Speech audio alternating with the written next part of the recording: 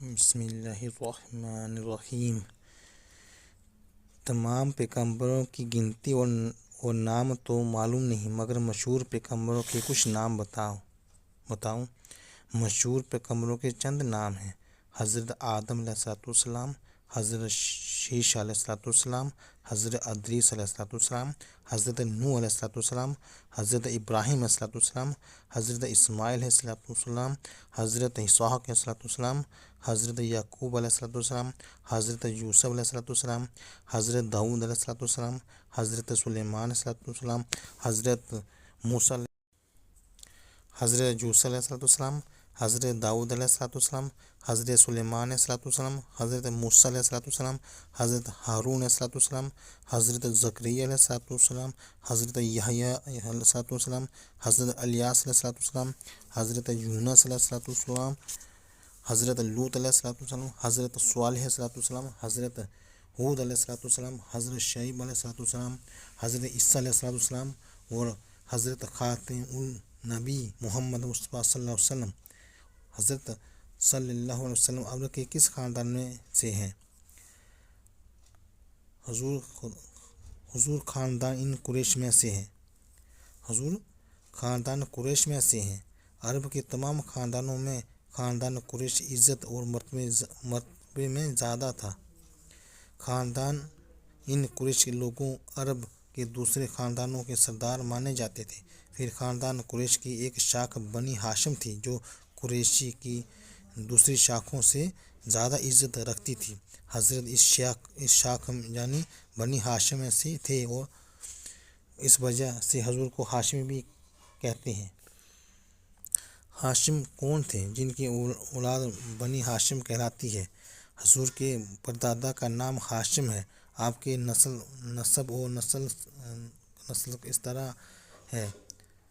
آپ کا نسب و سلسلہ اس طرح ہے: محمد بن عبداللہ بن عبد المطلب بن ہاشم بن عبد المناف۔ حضور صلی اللہ علیہ وسلم کی پشتوں میں حضرت آدم علیہ السلام کے بعد کوئی پیغمبر ہے یا نہیں؟ ہاں، آپ کی حضرت اسماعیل علیہ السلام کی اولاد میں ہیں اور حضرت اسماعیل علیہ السلام حضرت ابراہیم خلیل اللہ علیہ السلام کے صاحبزادے ہیں۔ ان دونوں کے علاوہ حضرت نوح علیہ السلام اور حضرت ادریس علیہ السلام، حضرت شیش علیہ السلام حضور کے نسب کے سلسلے میں داخل ہیں۔ حضور محمد رسول اللہ صلی اللہ علیہ وسلم کو کتنی عمر پیغمبری ملی؟ حضور کی عمر مبارک 40 سال کی تھی جب آپ کو وحی نازل ہوئی۔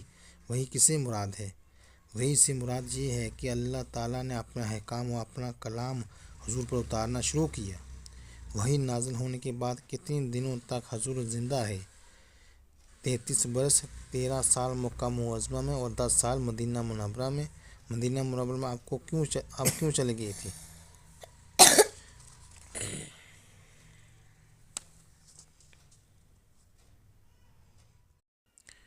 انہوں نے حضور علیہ السلام کو تکلیفیں پہنچانا شروع کر دی۔ حضور انور ان کی عداوتوں اور دشمنی کی سختیوں اور تکلیفوں برداشت کرتے کرتے توحید کی تعلیم دیتے ہوئے خاندان کے احکام پہنچاتے رہے، مگر جب ان کی دشمنی کوئی حد باقی نہ رہی، سب نے مل کر حضور کو قتل کرنے کا ارادہ کر لیا تو حضور انور خدا تعالیٰ کے حکم سے اپنے پیارے وطن مکہ معظمہ کو چھوڑ کر مدینہ منورہ میں تشریف لے گئے۔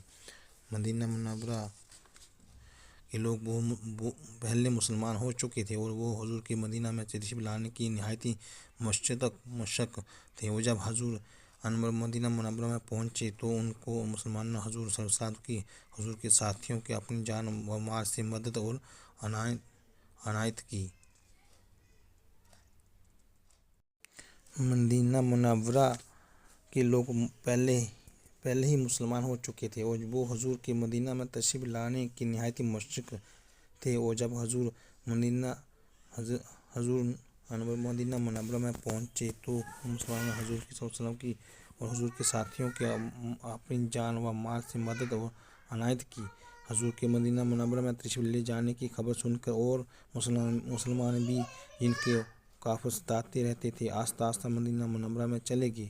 حضور صلی اللہ علیہ وسلم کے مکہ سے مدینہ منورہ چلے جانے کو ہجرت کہتے ہیں۔ ان کو مسلمانوں کو جو اپنے گھر و بار چھوڑ کر مدینہ منورہ میں چلے آئے مہاجرین کہتے ہیں، اور مدینہ کے مسلمان جنہوں نے حضرت صلی اللہ علیہ وسلم اور مہاجرین کی مدد کی انہیں انصار کہتے ہیں۔